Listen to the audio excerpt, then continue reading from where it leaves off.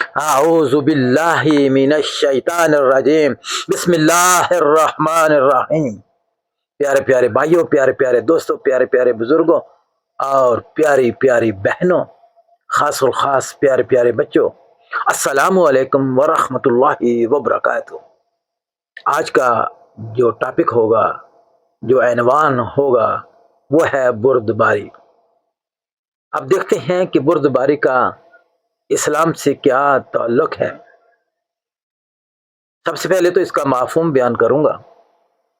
بردباری کا مطلب ہے غصے کے وقت اپنے آپ پر قابو پانا۔ کیا مطلب ہوا بچوں؟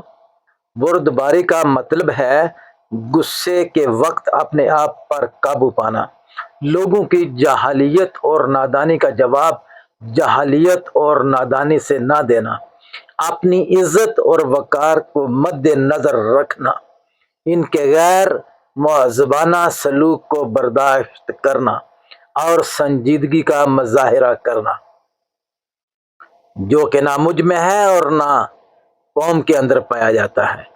شاید ہی کم لوگ اللہ لوگ ہوں گے جن کے ہاں بردباری کا کنسپٹ صاف اور شفاف ہوگا، اور وہ لوگ ان تمام چیزوں جن کا میں نے آپ کے سامنے ذکر کیا ہے باز رہتے ہوں گے۔ نہیں تو صبر نام کی چیز نہیں ہے، ایکشن کا ری ایکشن فوراً ہو جاتا ہے۔ اللہ معاف فرمائے۔ بردباری مومن کی صفت ہے، یہ میں نہیں کہہ رہا، یہ قرآن کہتا ہے۔ سورہ فرقان کے اندر آیت نمبر 63 میں اللہ تعالیٰ ارشاد فرماتے ہیں، وَإِذَا خَطَبَهُمُ الْجَاهِلُونَ قَالُوا سَلَامًا، وَإِذَا خَطَبَهُمُ الْجَاهِلُونَ قَالُوا سَلَامًا۔ بردباری مومنوں کی صفات میں سے ایک صفت ہے جو میں نے آیت آپ کے سامنے رکھی ہے، اس کا ترجمہ ہے، اور جب جاہل لوگ ان سے جاہلانہ گفتگو کرتے ہیں تو وہ مومن ان کو سلام کہتے ہیں، یعنی یہ کہہ کر معاملہ ختم کرتے ہیں کہ تم پر سلامتی ہو، ہمیں معاف کرو۔ پیارے پیارے بچوں، پیارے پیارے بھائیوں، پیاری پیاری بہنوں اور خاص الخاص پیارے پیارے بزرگوں، یہ ٹاپک رکھنے کا مقصد اور غائز صرف و صرف یہی تھی کہ ہم دیکھیں کہ اسلام کیا کہتا ہے اور ہم کہاں کھڑے ہیں۔ آگے بڑھنے سے پہلے میں آپ سبھی سے ریکویسٹ کروں گا کہ آپ میرے چینل کو سبسکرائب بھی کریں، لائک بھی کریں اور شیئر بھی کریں، بلکہ کومنٹ سے بھی نوازیں۔ نبی کریم صلی اللہ علیہ وسلم نے ایک مرتبہ ایک صحابی حضرت عبد القیس رضی اللہ تعالی عنہ سے فرمایا، تمہارے اندر دو خلستیں ایسی ہیں جن کو اللہ تبارک و تعالی پسند فرماتا ہے۔ سبحان اللہ۔ پہلی خصلت کیا ہے؟ بردباری اور سوچ سمجھ کر کام کرنا۔ دوسری خصلت تھی یہ۔ اس طرح ایک اور احادیث نبوی صلی اللہ علیہ وسلم کی روشنی میں فرمان نبی ہے، پہلوان وہ نہیں جو مخالف کو بچھاڑ دے، بلکہ پہلوان وہ ہے جو غصے کے وقت اپنے آپ پر قابو رکھے۔ نبی علیہ الصلوۃ والسلام کی بردباری کو دیکھتے ہیں کہ آپ صلی اللہ علیہ وآلہ وسلم نے کیسے بردباری دکھائی اور آپ کس طبیعت کے مالک تھے۔ نبی اکرم صلی اللہ علیہ وآلہ وسلم نہایت نرم خو اور بردبار طبیعت کے حامل تھے۔ اللہ تعالیٰ نے آپ صلی اللہ علیہ وسلم کی ان خوبیوں کو اپنی رحمت قرار دے دیا۔ اللہ تعالیٰ فرماتے ہیں سورہ ال عمران اور آیت نمبر 159 کے اندر، اللہ تعالیٰ فرماتے ہیں فَبِمَا رَحْمَةٍ مِّنَ اللَّهِ لِنْتَ لَهُمْ وَلَوْ كُنْتَ فَظًّا غَلِيظَ الْقَلْبِ لَانفَضُّوا مِنْ حَوْلِكَ۔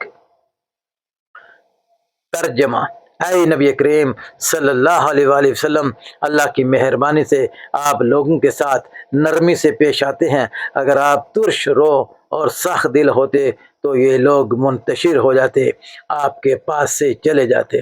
بھائیو اور دوستو، بہنوں اور بزرگوں، اللہ نے اپنے نبی کی صفات میں سے یہ صفت بیان کر کے ہمیں بتا دیا کہ اللہ کے نبی نہایت نرمی سے پیش آتے تھے، کبھی آپ کے پاس غصہ نام کی چیز نہیں تھی، اس لیے تو آپ رحمت للعالمین اور خلق العظیم ٹھہرائے گئے۔ آپ صلی اللہ علیہ وسلم کی زندگی میں بردباری کی بے شمار مثالیں ملتی ہیں۔ آپ صلی اللہ علیہ وسلم نے کفار مکہ کی ہر طرح کی زیادتیوں، ظلم کو برداشت کیا۔ نبوت کے اعلان کے ساتھ ہی کفار مکہ کی جاہلیت کا مظاہرہ بھی شروع ہو گیا تھا۔ انہوں نے آپ صلی اللہ علیہ وآلہ وسلم کی تعلیمات کا مذاق اڑایا، آپ صلی اللہ علیہ وسلم کو برا بھلا کہا، جسم مبارک پر گندگی ڈالی، لیکن آپ صلی اللہ علیہ وآلہ وسلم نے ان سب باتوں کے جواب میں بردباری اور تحمل مزاجی سے کام لیا۔ ایک مرتبہ آپ صلی اللہ علیہ وآلہ وسلم ذی الحجاز کے میلے میں اسلامی تبلیغ فرما رہے تھے۔ ابو جہل جو کہ آپ کا چچا تھا، آپ صلی اللہ علیہ وسلم کے پیچھے پیچھے چل رہا تھا اور آپ صلی اللہ علیہ وسلم پر خاک اڑاتا رہا۔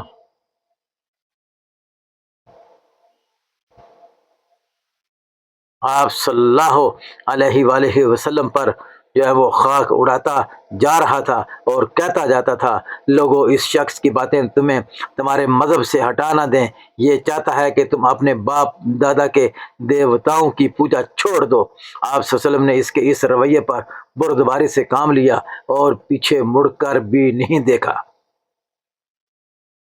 اب دیکھتے ہیں کہ ہماری ذمہ داری کیا ہے اس بارے میں اور آپ کو کیا کرنا چاہیے۔ آج کل ہمارے درمیان بردباری جیسی اہم خوبی ختم ہوتی جا رہی ہے۔ یہی وجہ ہے کہ ہم ایک دوسرے کو چھوٹی چھوٹی باتوں پر برا بھلا کہتے ہیں، طرح طرح کی تکلیفیں پہنچاتے ہیں، غصے میں بھائی بھائی کا دشمن بن جاتا ہے۔ ہمیں چاہیے کہ ہم اپنے گھر اور معاشرے کو امن و محبت کا گہوارہ بنائیں، اصلاحی معاشرہ کریں، ایسی مثالیں پیش کریں کہ معاشرے کے اندر سے یہ اس طرح کی تمام برائیاں ختم ہو جائیں اور ایک بہترین معاشرہ مرز وجود میں آئے۔ لوگوں کے ناپسندیدہ رویوں، برے انداز پر بردباری سے کام لیں، اپنے ساتھیوں سے جھگڑا ہرگز نہ کریں۔ اس طرح اللہ تعالیٰ اور اس کا رسول صلی اللہ علیہ وآلہ اس طرح اللہ تعالیٰ اور اس کا رسول صلی اللہ علیہ وآلہ وسلم ہم سے خوش ہوں گے اور ہماری دنیا اور آخرت دونوں سنور جائیں گے۔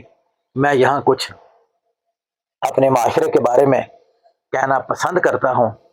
ہم کیا دیکھتے ہیں، پچھلے 30-40 سالوں سے ہمارے ملک پاکستان کے اندر عام انسان تو عام انسان ٹھہرائے گئے، لیکن جو پڑھا لکھا طبقہ جو پارلیمنٹ میں آتا ہے، سینٹ میں آتا ہے، وہاں پہ بھی ہم نے دیکھا کہ ان لوگوں کے ہاں بھی بردباری نام کی کوئی چیز نہیں ہے، کوئی برداشت نہیں ہے ان کے اندر، بلکہ ایک دوسرے پہ کیچڑ اچھالتے ہیں، ایک دوسرے پہ الزامات کی بچھاڑ کر دیتے ہیں، حتیٰ کہ ایک دوسرے کا گریبان پکڑ لیتے ہیں۔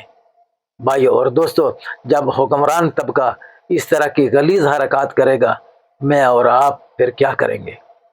اللہ سے دعا ہے کہ اللہ تعالی ہمیں صحیح معنوں میں مسلمان بنائے اور ہمیں ہر وہ چیز جو نبی علیہ الصلوۃ والسلام نے پسند فرمائی اس پہ عمل پیرا ہونے کی توفیق عطا فرمائے، اور ہر وہ چیز جس کو نبی علیہ الصلوۃ والسلام نے ناپسند فرمایا اور کنارہ کشی کی، ہمیں بھی اس سے کنارہ کشی کرنی چاہیے، دور بھاگنا چاہیے اور وہی کام سر انجام دینے کی کوشش کرنی چاہیے جن کو ہمارے پیارے نبی حضرت محمد مصطفیٰ صلی اللہ علیہ وآلہ وسلم نے ہمیں کر کے دکھایا۔